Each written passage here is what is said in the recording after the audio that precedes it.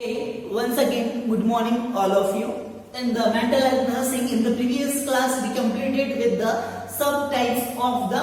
anxiety disorders, the heading, the obsessive compulsive disorder. Today, next, same as it is, we continue with the aminosis disorders. The heading is eating disorders. Okay. The next, we continue with the introduction phase regarding the eating disorders. As the it is the type of the neurotic disorder, मतलब जो eating disorders जो होते हैं वो भी एक type का neurotic disorders के अंदर इंक्लूडेड किया जाता है, ठीक है। जिसके अंदर भी इसके अंदर भी पर्सन होता है, उसको पता होता है कि हाँ ये मेरे को डिस्टर्बेंस है, ईटिंग से रिलेटेड मेरे को डिस्टर्बेंस होता है, तो वो उस पर्सन को उसके अंदर पता होता है, ठीक है।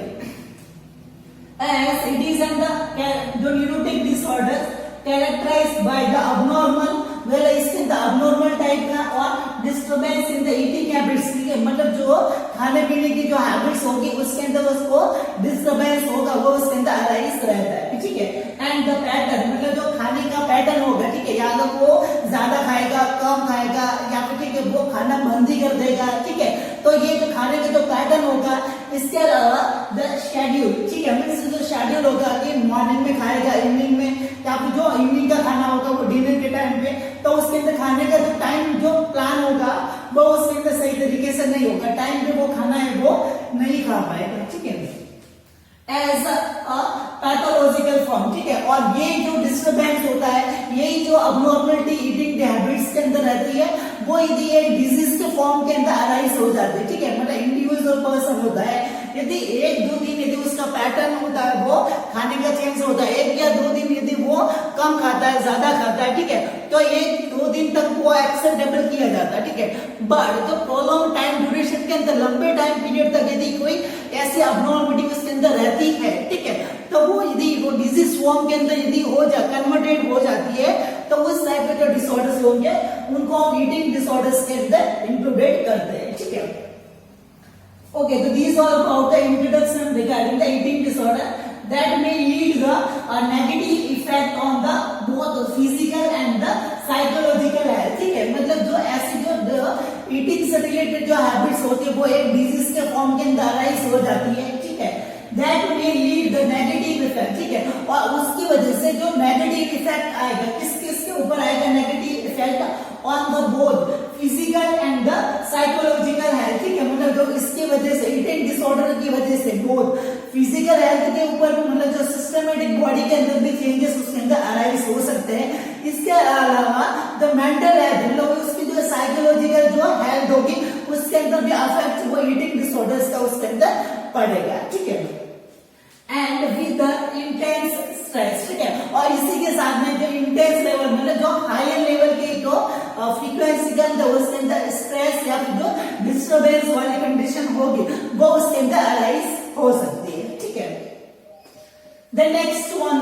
the heading, the incidence criteria regarding the eating disorders, ठीक है। The incidence criteria का मतलब रहेगा कि टाइप ऑफ द केसेस और द विक्टिम्स, मतलब जो ईटिंग डिसऑर्डर्स होते हैं तो उसके जो केसेस होते हैं वो किस टाइप के, अभी उसका जो केसेस जो विक्टिम्स आने का जो क्राइटेरिया होता है, ठीक है, तो वो क्राइटेरिया उसके अंदर क्या होगा तो उससे रिलेटेड हम डिस्कशन करेंगे। As the mostly the cases in the people with the stressful stage, ठीक है। और इसके अंदर जो ज्यादातर जो केसेस आते हैं ईटिंग डिसऑर्डर्स के, तो ज्यादा जो केसेस रहेंगे वो किन पीपल्स के अंदर ज्यादा देखा जाएगा, तो mostly in the people with the stressful state, मतलब जिनको ज्यादा एंजाइटी, ज्यादा स्ट्रेस, बहुत डिस्टर्बेंस वाली कंडीशन है, तो उनके अंदर ये जो खाने पीने का जो पैटर्न होगा, हैबिट्स होगी, वो उनके अंदर अल्टरेशन आ सकता है, ठीक है। The next commonly arise from the childhood, the pre-scholar age, ठीक है। और ये बचपन से उनकी जो ये आदत होती है वो स्टार्ट हो जाती है, और जो जैसे जैसे एज बढ़ती है तो एज के अंदर वो बहुत ही एक पैथोलॉजिकल, मतलब एक बीमारी के फॉर्म के अंदर कन्वर्ट हो जाती है, ठीक है। The next 8% of cases have to be chances of death, ठीक है। और ईटिंग डिसऑर्डर के अंदर प्रॉब्लम अराइज होने की वजह से 8% जो केसेस होता है उसके अंदर डेथ होने का भी चांस उसके अंदर होता है, ठीक है। More in the female than the male, ठीक है। और यदि सेक्स रेशियो का बात यदि किया जाए, ठीक है, तो सबसे ज्यादा जो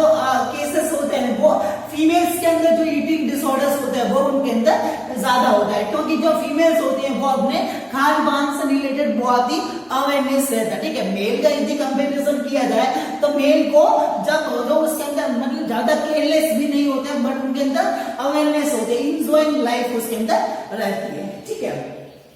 Then next, highly type with anorexia it noticed, मतलब जो eating disorder जैसे हम आगे इसके जो सब टाइप्स पढ़ेंगे तो उस सब टाइप्स में जो एनोरेक्सिया नर्वसा वाली कंडीशन होती है, ठीक है, तो वो eating disorders के जो केसेस होते हैं एनोरेक्सिया नर्वसा के केसेस होते हैं वो सबसे ज्यादा 50% जो केसेस होते हैं विक्टिम्स होते हैं वो एनोरेक्सिया नर्वसा नाम की जो eating disorders होते हैं उसके उनको मोटिवेट किए गए हैं, ठीक है। Then next, onset is early but course is chronic, ठीक है, और इस कंडीशन का जो अराइज होना मतलब उसके जो सिम्टम्स होंगे वो कंडीशन अराइज होगी वो बहुत ही जल्दी उसके अंदर अराइज हो सकती है इंडिविजुअल पर्सन के अंदर, मतलब वापस उसको छोड़ना, उसका जो कोर्स उसको मतलब प्लान करना, उसको वापस जो कोर्स को कम करना वो उसके लिए प्रॉब्लमेटिक हो सकता है, उसके लिए वो लंबा टाइम पीरियड होगा वो उसके अंदर लगेगा, ठीक है। तो इसी के अंदर जो highly type of the anorexia nervosa is notice, ठीक है, मतलब जो ईटिंग डिसऑर्डर्स होते हैं, ठीक है, तो ईटिंग डिसऑर्डर्स होता है जैसे हम आगे का पोर्शन उसके अंदर डिस्कशन करेंगे तो उसके अंदर जो ईटिंग डिसऑर्डर्स होते हैं वो वेरियस टाइप्स के अंदर उसको सब डिवीजन किया गया है, ठीक है, तो उनके अंदर भी सबसे ज्यादा जो केसेस होते हैं मतलब सबसे ज्यादा जो विक्टिम्स रहते हैं वो कौन से डिसऑर्डर्स के रहेंगे एज एनोरेक्सिया नर्वसा, मतलब उसके अंदर जो ज्यादा 50% जो केसेस होते हैं ईटिंग डिसऑर्डर्स उनके अंदर एनोरेक्सिया नर्वसा नाम की कंडीशन होती है वो उसके अंदर अराइज होती है, ठीक है। Then next, the onset is early and the course is chronic, ठीक है, मतलब जो ये प्रॉब्लम अराइज होने का उसके जो सिम्टम्स होंगे वो बहुत ही कम समय के अंदर ज्यादा सिम्टम्स होंगे, मतलब बहुत ही हायर फ्रीक्वेंसी के जो सिम्टम्स होंगे वो उनके अंदर नोटिफाई किए जा सकते हैं, ठीक है, बट उनका जो ट्रीटमेंट होने का जो सही होने का उनको वापस छोड़ने का जो टाइम पीरियड होगा वो बहुत ही क्रोनिक चलेगा, मतलब लंबे पीरियड तक वो उसके अंदर प्रेजेंट रहेगी, ठीक है। Okay, so these are about the incidence criteria and the introduction phase regarding the eating disorders. The next, after the introduction and the incidence criteria regarding the eating disorders, then next heading, the types or the subtypes classification of the eating disorders, ठीक है, मतलब जो अलग अलग जो different जो peoples होते हैं उनके अंदर various types of the eating disorders are present, ठीक है, तो here are the some types of the eating disorders. First one, the anorexia nervosa, ठीक है, then next bulimia nervosa, ठीक है, then next binge eating disorder, fourth one the bulimia condition and the fifth one the drunk orexia, ठीक है, तो ये जो eating disorders होते हैं वो अलग अलग पर्सन के अंदर अलग अलग टाइप के उसके अंदर रहते हैं, ठीक है, तो डीपली जो डिस्क्रिप्शन डिटेल के अंदर होगा वो आगे की सेशन के अंदर हम डिस्कशन करेंगे। Okay, the next in the detail about the eating disorders classification, first one the anorexia nervosa, ठीक है, तो anorexia nervosa, the word anorexia nervosa derived from the Greek word, ठीक है, जो एनोरेक्सिया नर्वोसा एक ग्रीक वर्ड है जो उसका जो मतलब रहेगा फियर टू ईट, मतलब जो खाने से उसके अंदर उसको डर उसके अंदर फील रहता है, ठीक है, as it is eating disorder most commonly in the clinical setting, ठीक है, मतलब ये most commonly eating disorder होता है जो ज्यादातर जो क्लिनिकल सेटिंग मतलब जो क्लिनिकल एरिया होता है उनके जो केसेस होता है वो उसके अंदर ज्यादा नोटिफाई किए जाते हैं, ठीक है, in which individual persistence lack of appetite by refusal of the food, ठीक है, मतलब इसके अंदर individual persistence मतलब इसके अंदर जो प्रेजेंट रहता है इंडिविजुअल पर्सन के अंदर लैक ऑफ एपेटाइट, मतलब उसके अंदर वो भूख उसका लगना कम होता है, ठीक है, और भूख उनको कम लगती है और इंडिविजुअल पर्सन होता है वो एपेटाइट उसके अंदर कम लगेगी bye the refusal of the food, और इसी के अंदर वो इंडिविजुअल पर्सन होगा वो खाने के लिए वो रिफ्यूज मतलब उसके अंदर वो खाने के लिए वो मना करेगा, ठीक है, तो इसी के अंदर ये एक टाइप का ईटिंग डिसऑर्डर्स होता है जिसके अंदर इंडिविजुअल पर्सन होता है वो उसको भूख लगना उसके अंदर कम लगता है या फिर अपने भूख को होता है वो उसके अंदर अवॉइड करता है कंटिन्यूअसली, ठीक है, as by the refusal of the food, मतलब वो खाने से उसके अंदर मना कर देता है कि मेरे को भूख नहीं लगा, ठीक है। As the obsessed with the become thin and the fear of being obese, ठीक है, इंडिविजुअल पर्सन के अंदर बार बार जो अनवेलकम जो थॉट्स आते हैं, ठीक है, कि मैं यदि ज्यादा खाना खाऊंगा तो मैं बहुत ही पतला हो जाऊंगा, ठीक है, वो उसको पतला होने का उसके अंदर डिजायर होता है और इंडिविजुअल पर्सन ये सोचता है कि कहीं मैं ज्यादा खाऊंगा तो मैं मोटा ना हो जाऊं, ठीक है। पहले उसके अंदर डिजायर रहेगा कि नहीं मेरे को पतला होना है, ठीक है, और पतला होने के चक्कर में वो इंडिविजुअल पर्सन वो खाना नहीं खाएगा और वो सोचेगा कि यदि मैं ज्यादा खाना खाऊंगा, ठीक है, तो मैं कहीं मोटा ना हो जाऊं, ठीक है। तो ये जो ऑब्सेसिव जो थॉट्स होता है वो उसके अंदर आएंगे और उसके बाद में जो ऑब्सेसिव थॉट आने के बाद में उसका जो कंपल्सन मतलब एंजाइटी को दूर करने के लिए वो क्या क्या एक्टिविटी करेगा, ठीक है। तो उसके अंदर वो ओवर एक्सरसाइज मतलब जो ज्यादा से ज्यादा जो एक्सरसाइज वो जिम वगैरह वो उसके अंदर फिजिकल एक्टिविटी उसके अंदर ज्यादा करेगा, ठीक है।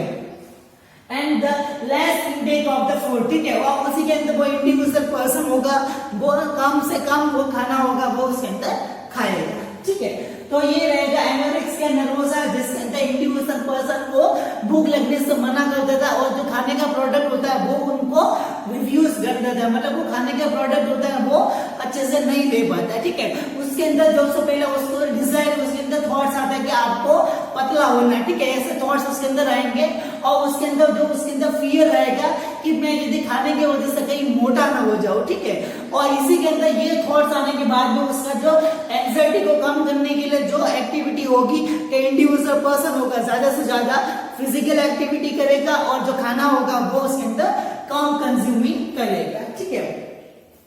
देन नेक्स्ट सेकंड जो ईटिंग डिसऑर्डर्स रहेगा, eating disorder in which the individual person start to consume, मतलब इंडिविजुअल पर्सन होता है इसके अंदर कंटिन्यूअसली स्टार्ट कर लेता है, क्या स्टार्ट कर देता है as to consuming the large amount of the food, ठीक है, मतलब जो बुलिमिया नर्वोसा उसका जो ये भी एक जो ग्रीक वर्ड से जो लिया गया है जिसके अंदर आएगा ऑक्स लाइक फीडिंग, ठीक है, मतलब इंडिविजुअल पर्सन होता है वो जितना बैल खाता है, बैल का मतलब होता है कि जो गाय का मेन जो पोर्शन होता है, ठीक है, तो वो बैल होता है जितना जो बैल खाता है उससे जितना वो खाने लग जाता है, ठीक है। तो इसी के वर्ड से लिया गया बुलिमिया नर्वोसा, मतलब ऑक्स फीडिंग का मतलब जो बैल की जितना बहुत ही ज्यादा अमाउंट के अंदर खाना, ठीक है। तो इसके अंदर रहेगा और ईटिंग डिसऑर्डर मतलब ये टाइप का ईटिंग डिसऑर्डर्स होता है इन विच द इंडिविजुअल परसिस्टेंट, मतलब इसके अंदर के इंडिविजुअल के अंदर प्रेजेंट होता है, ठीक है, as a starts to consume, मतलब इंडिविजुअल पर्सन होता है वो उसके अंदर शुरू कर देता है कंज्यूमिंग का, क्या कंज्यूमिंग करेगा the large amount of food, ठीक है, इंडिविजुअल पर्सन होगा वो ज्यादा अमाउंट के अंदर फूड होगा वो उसके अंदर कंज्यूम करेगा, but later he feel guilt, ठीक है, बट पहले क्या होगा कि इंडिविजुअल पर्सन होगा ज्यादा से ज्यादा खाना खा लेगा, ठीक है, बट उसके बाद में उसको गलती एहसास होगा कि नहीं मैंने ज्यादा नहीं खाना चाहिए था, मेरे से गलती हो गई, ये मैंने क्या कर दिया, ठीक है। तो उसके अंदर डर अराइज होगा, उसको शर्मनाक उसके अंदर फील होगा, ठीक है, तो उसको शर्म जैसे उसको अंदर गलती का एहसास होगा, ठीक है, और उसको ऐसा डर होगा कि कहीं मैं मोटा ना हो जाऊं, ये मैंने क्या कर दिया, ठीक है, मेरे से गलती होगी, ठीक है। तो ये सब जो थिंकिंग होगी वो उसके अंदर बाद में आएगी, ठीक है। The next same as a compulsive act by the over exercise or the vomiting out the eating particle, ठीक है, और उसके अंदर जो थॉट्स आने के बाद में उसको गलती लगेगी, उसको शर्म जैसा फील होगा या फिर उसको डर लगेगा, उसी को जो एंजाइटी होगी उसको काम करने के लिए वो एक्ट कौन सा करेगा, उसी के अंदर वो ओवर एक्सरसाइज करेगा जिससे कि बॉडी के ऊपर वो बॉडी मेंटेनेंस हो सके। इसके अलावा जो खाया हुआ है, ठीक है, तो उसको पंजिंग के द्वारा, पंजिंग का मतलब होता है कि जैसे हाथ अंदर डालेगा इस वे के अंदर करने के बाद में वो उल्टी इंड्यूस करेगा, मतलब सेल्फ ही वो वॉमिटिंग करेगा और उसके द्वारा खाया हुआ पार्टिकल वो वापस बाहर निकाल जाएगा जिससे कि बॉडी के अंदर उसका यूटिलाइजेशन नहीं हो पाए, ठीक है। तो उसको हम पंजिंग हम बोलेंगे। पंजिंग का मतलब जो इस वे के अंदर डालने के बाद में जो वॉमिटिंग होगी तो उसके द्वारा वो खाने का जो डाइजेशन नहीं हो पाएगा तो उसका बॉडी होता है वो बैलेंस हो सकता है। तो ये जो डिसऑर्डर्स होगा वो बुलिमिया नर्वोसा के अंदर इंक्लूडेड रहेगा। The next another subtypes of the eating disorder, that is binge eating, ठीक है। तो binge eating रहेगा, ये भी एक additional type of eating disorders रहेगा, जिसके अंदर eating disorder in which the individual doesn't have the binge in the eating habits, ठीक है। मतलब ये एक टाइप का ईटिंग डिसऑर्डर्स होता है जिसके अंदर इंडिविजुअल पर्सन के अंदर जो खाने पीने का जो हैबिट्स होता है उसके अंदर बिंज का मतलब उसके अंदर संयम नहीं होता, उसके अंदर जो टॉलरेंस मतलब सेटिस्फेक्शन नहीं होता कि हाँ अभी हमने जो सेटिस्फाई हो गया कि अब मेरा पेट भर गया, ठीक है, वो उसके अंदर कंट्रोल नहीं होता, वो खाता रहता है जो एनी टाइम देखो वो खाता ही रहेगा, ठीक है। उसको कुछ उसको फील जो फियर गिल्ट या फिर जो शेम होगा उसके अंदर कुछ भी फील नहीं होता, उसको ओबेसिटी होने का या फिर पतला होने का कुछ भी उसके अंदर गम नहीं होता, वो बस खाता रहता है, ठीक है, वो अनकंट्रोलेबल वो ईटिंग करता रहेगा, ठीक है।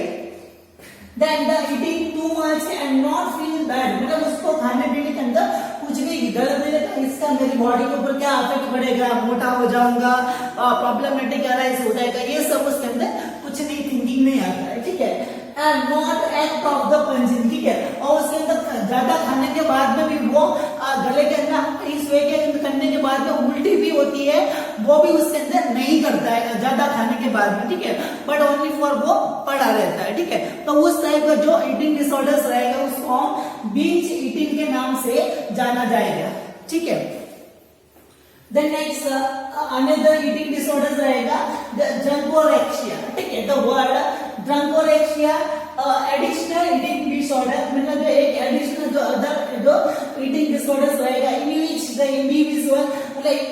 person replace the overeating of the food, ठीक है, मतलब जो खाना पीना होता है वो उसके अंदर काम कर देता है और खाने पीने से उसके अंदर वेट बढ़ने का उसके अंदर चांस होता है, तो वो ऐसा जो पीने की जो सामग्री होती है मतलब जो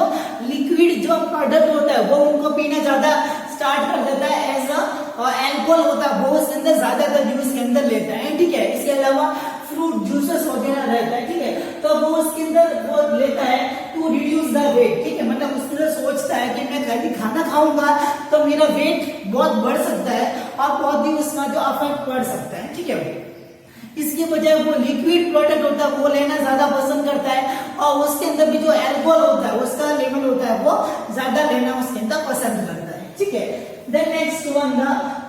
डायबुलिमिया कंडीशन, ठीक है, डायबुलिमिया कंडीशन के अंदर the individual with the diabetes mellitus, ठीक है, मतलब इंडिविजुअल पर्सन होता है वो डायबिटीज मेलाइटिस उसके अंदर होता है तो उसके अंदर उसको इंसुलिन होता है वो दिया जाता है तो ग्लूकोज का मेटाबॉलिज्म उसके अंदर हो सकता है, ठीक है, बट इसी के अंदर वो इंसुलिन का लेवल होता है वो लेना कम कर देता है और उसकी वजह से वो वेट होगा उसको रिड्यूस कर सकता है।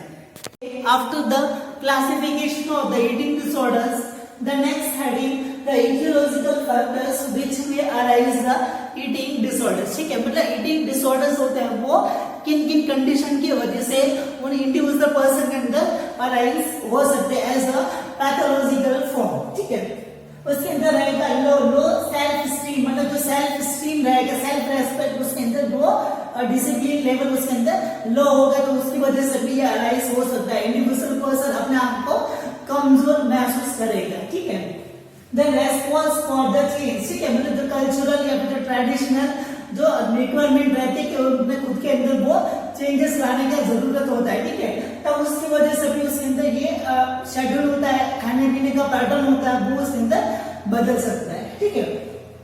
अनवेल फैमिली आईपीआर, ठीक है, मतलब फैमिली आईपीआर अच्छे से नहीं हो पाएंगे, पॉवर्टी वगैरह होगी, ठीक है, तो खाने पीने का अच्छा नहीं लगेगा, बहुत ही स्ट्रेसफुल डिप्रेशन वाली कंडीशन के अंदर रहेगा तो अपने आप को कंपनसेट करने के लिए वो ओवर ईटिंग करेगा या फिर खाना पीना होगा वो उसके अंदर कम कर देगा, ठीक है।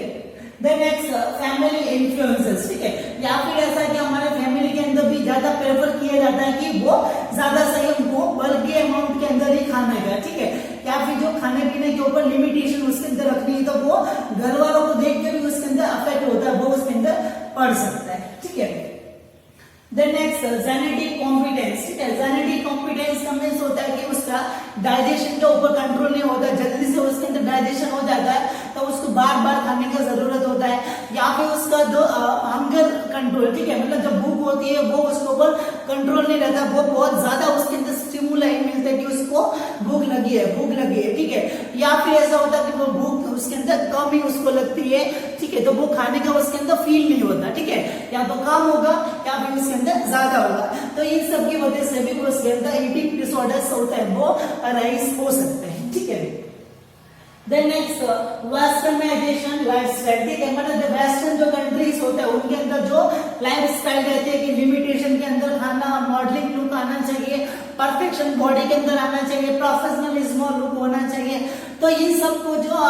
जो क्राइटेरिया को लाइफस्टाइल को फॉलो किया जाता है। ड्रेसेस लुक अच्छा होना चाहिए, ड्रेस के अकॉर्डिंग वो बॉडी फिट होनी चाहिए, तो ये सब जो उस कल्चर को यदि फॉलो करने के चक्कर में ये सब ईटिंग डिसऑर्डर्स होते हैं वो भी उसके अंदर अराइज हो सकते हैं, ठीक है। देन नेक्स्ट प्रोफेशनल बैरियर, ठीक है, जो प्रोफेशनल अपना जो जॉब का जो क्राइटेरिया होता है, ठीक है, तो उनके अंदर उसके अंदर जरूरत होती है कि मोटा तगड़ा वाला जो बॉडी होगी वो उसके अंदर एक्सेप्टेबल नहीं किया जाता है, ठीक है, वो हमारे प्रोफेशनल के अंदर जो अफेक्टेड करती है, ठीक है।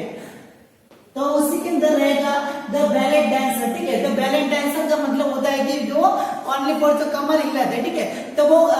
जो कमर के अनुसार जो बेली डांस करते हैं, ठीक है, ओनली फॉर उनका जो पेट होना चाहिए, पतली कमर होना चाहिए, तो वो उनके अंदर भी हमको पेट मोटा नहीं होना चाहिए, बॉडी होती वो फ्लेक्सिबल होनी चाहिए, तो वो उनके अंदर भी वो कम होने के लिए वो ईटिंग डिसऑर्डर्स रहेंगे, तो वो कम खाना पीना वो खाएंगे और मोटा होने से और जो वेट बढ़ने से वो बचेंगे, ठीक है।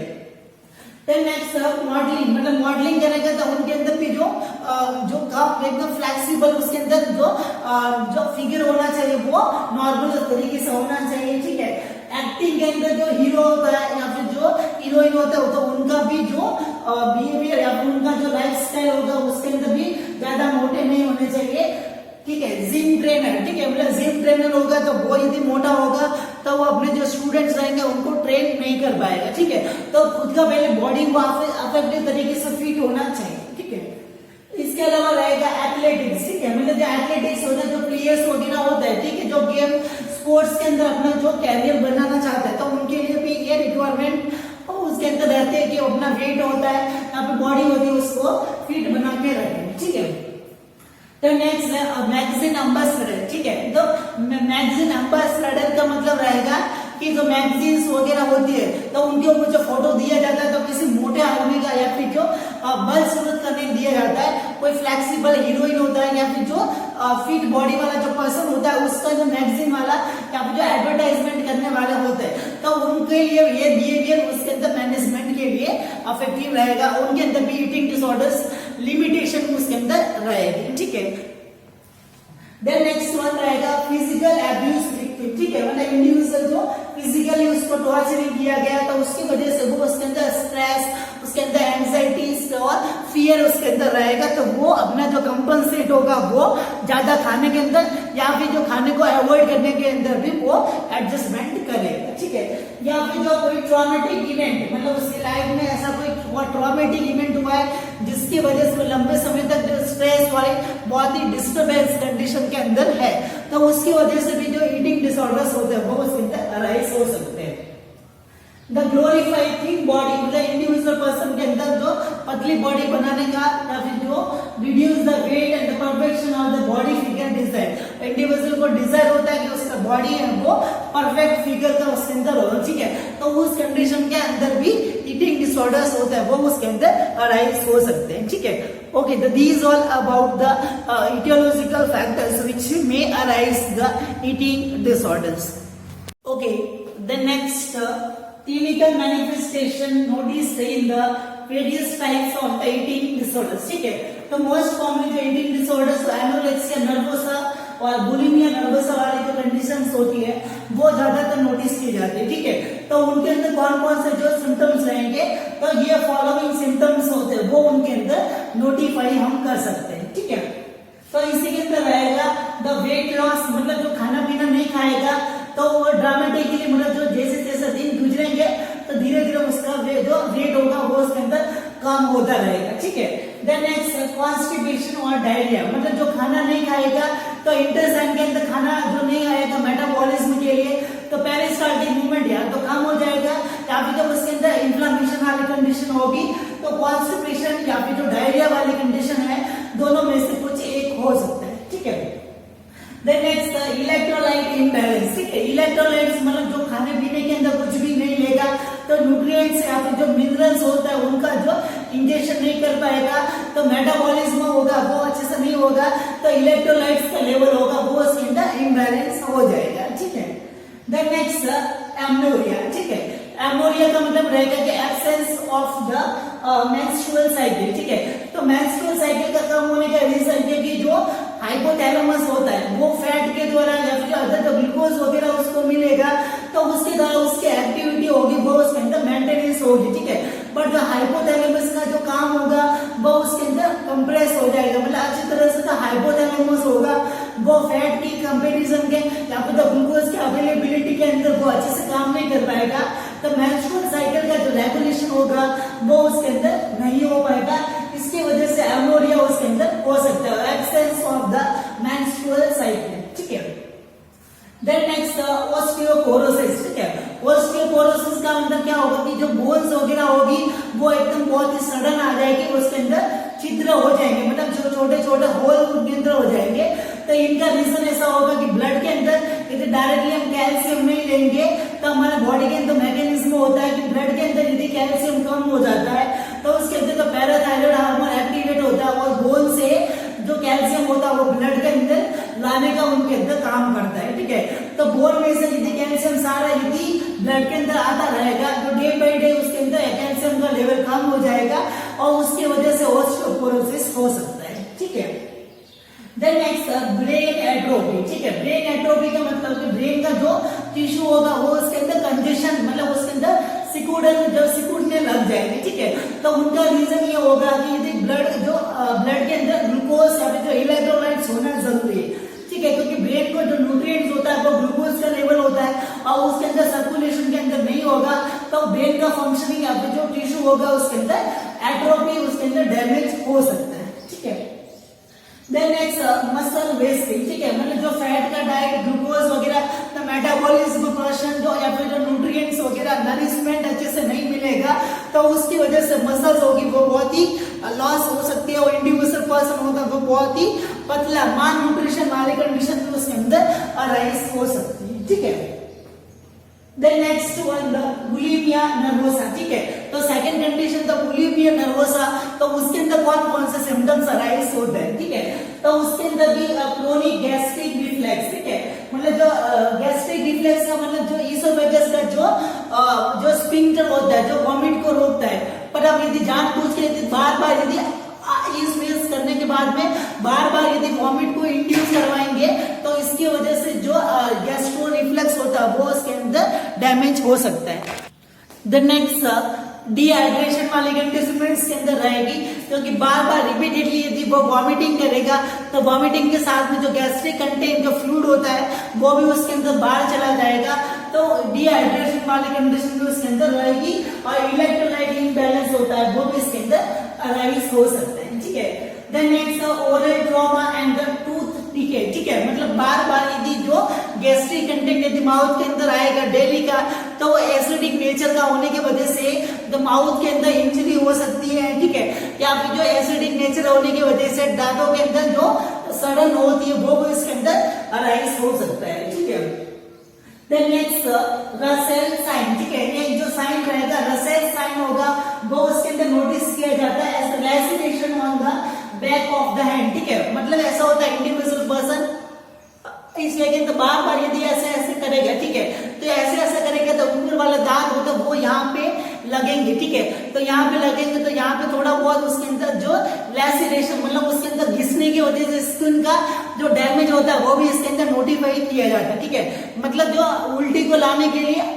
इस वे के अंदर करेगा तो ऊपर वाले जो दांत होते हैं वो यहाँ पे लगेंगे, तो इसके वजह से यहाँ पे ब्लीडिंग हो सकती है, तो उस साइन को हम रसेल साइन के नाम से जाना जाएगा। तो ये भी उसके अंदर सिम्टम्स नोटिस किया जा सकता है, ठीक है। देन नेक्स्ट इनफर्टिलिटी, ठीक है।